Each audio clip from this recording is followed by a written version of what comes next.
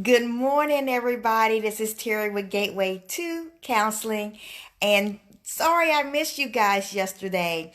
Yeah, I actually had to serve jury duty yesterday over in Fort Bend County. I thought I might have an opportunity to still do the show, but you know how that system is. You got to sit down, excuse me, and don't leave for a while, right? So anyway, I'm sorry I didn't get to meet with you guys on yesterday. I do come to you live here on our page Monday, Tuesdays, and Wednesdays from 8:15 to 8:30, and then we rebroadcast in our group, okay? So let's dive into today's question, which is, should I call CPS on my daughter? I've had versions of this question throughout time. I've had people come to me and say, I'm going to call CPS on her. I'm going to call CPS on him. And my answer is always the same, which is, please don't do it.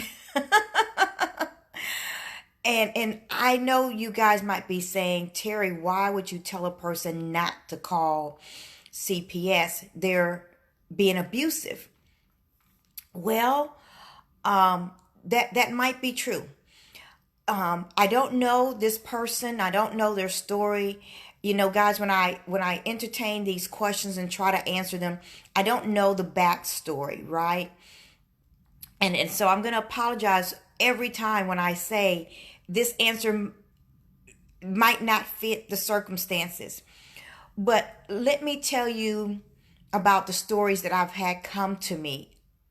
So one story in particular that I'm thinking about is where a father was really upset with the mother and felt like the mother was not taking good care of his children. And he actually thought she was using drugs. More than likely, she was using drugs. She was living with her mother. She had 3 kids. And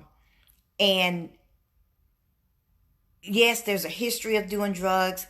You know, she wasn't being the best mom possible. The living circumstances were not exactly the best. And so he wanted to call CPS. And he thought that he should call CPS so that he could get the children. And what I can tell you is that that isn't always the way it works, right? Because CPS will then start to investigate everybody. And for example, this person who's asking the question today, maybe they're the grandmother, right? And they don't like the things that the mom is doing. So they want to get CPS involved. But what CPS is going to do is get involved in everybody's life.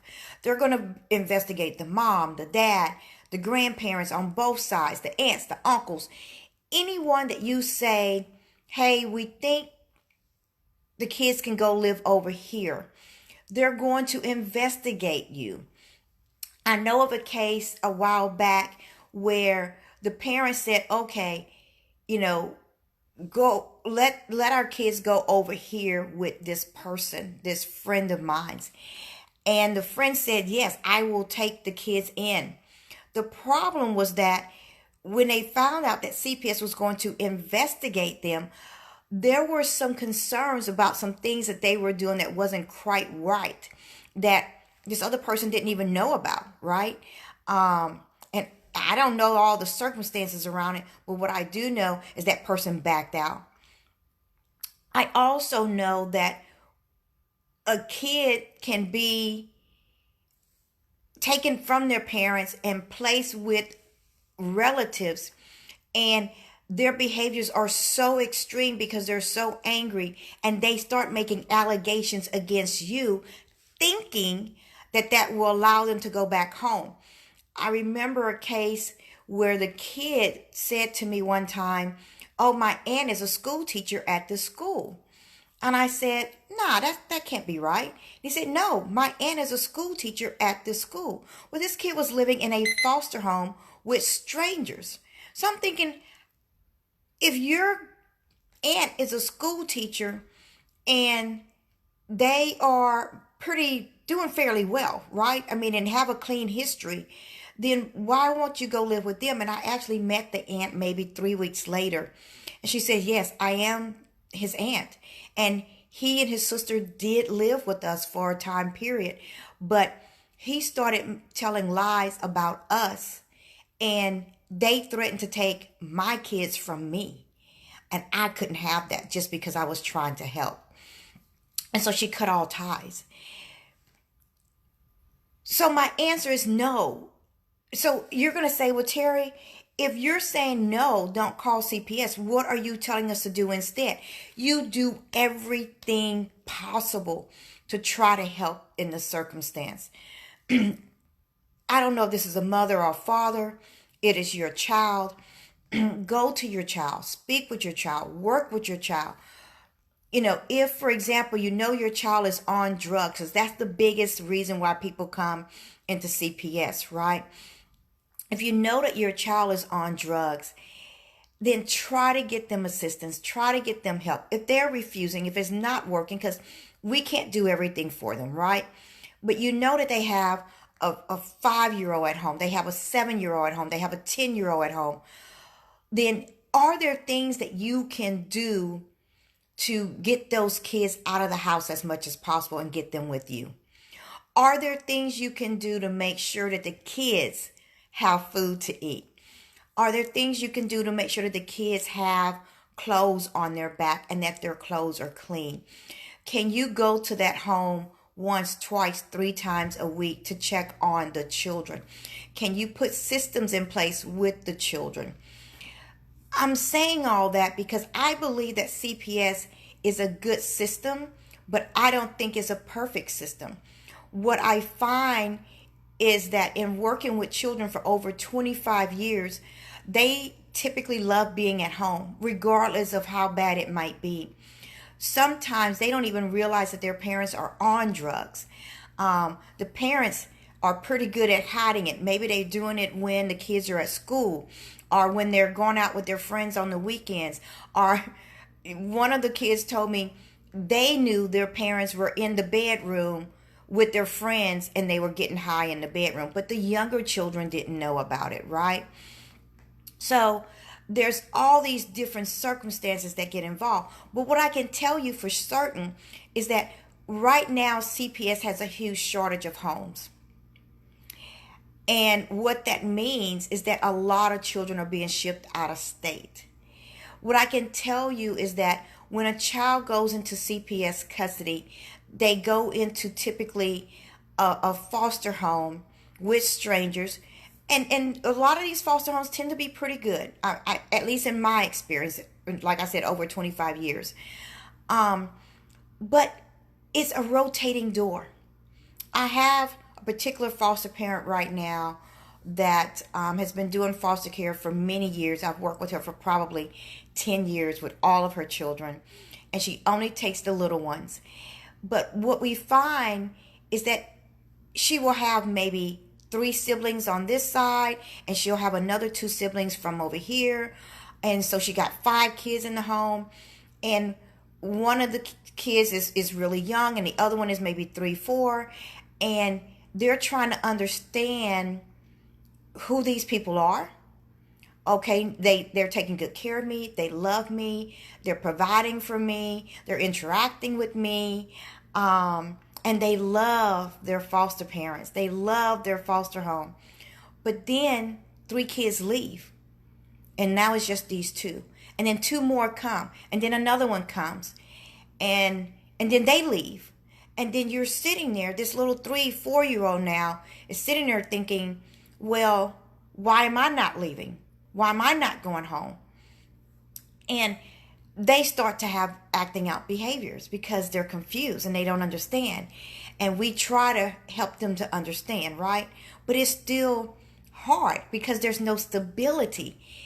A foster home typically is not a stable environment by its very nature.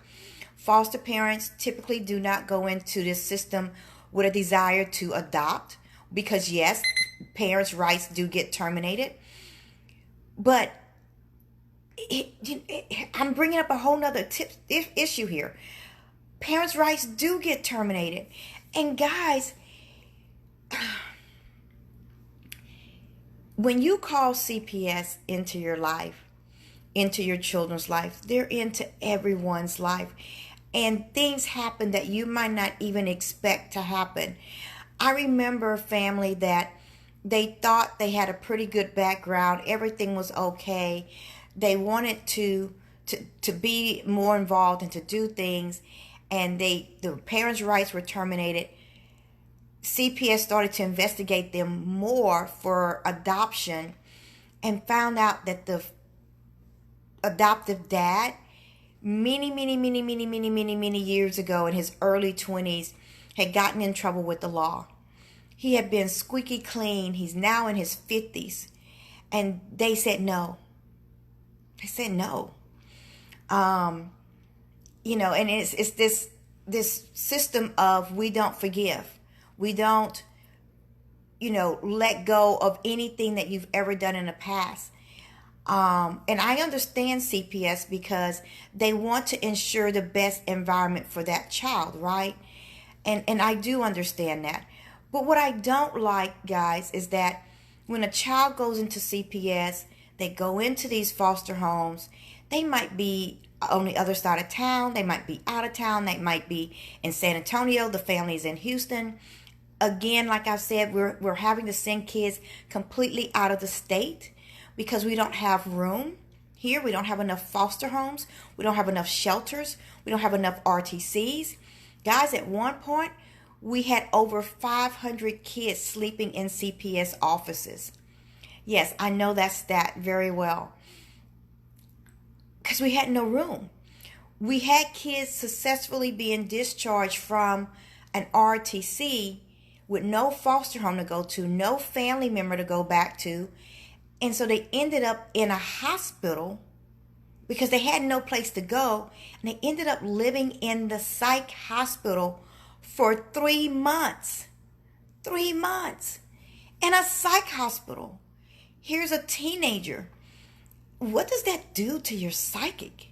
What does that do to your mental status? I mean, you're in a locked facility for 3 months. Not because of your own behaviors, but because there is no place for you to go. So I would suggest that if you're thinking that your child's behaviors are detrimental to their children, you try everything possible to get them help and assistance. Everything possible. Even if it means them, the children, not the adults, but the children coming to stay with you for periods at a time. And it might mean that things get out of control and the parents become combative with you. Then yes, then you might have to call CPS and you might have to get them involved. But know what you're heading into, okay? Don't make this decision lightly. Don't think that it's going to be easy on you, on your child, or on your grandkids. Okay?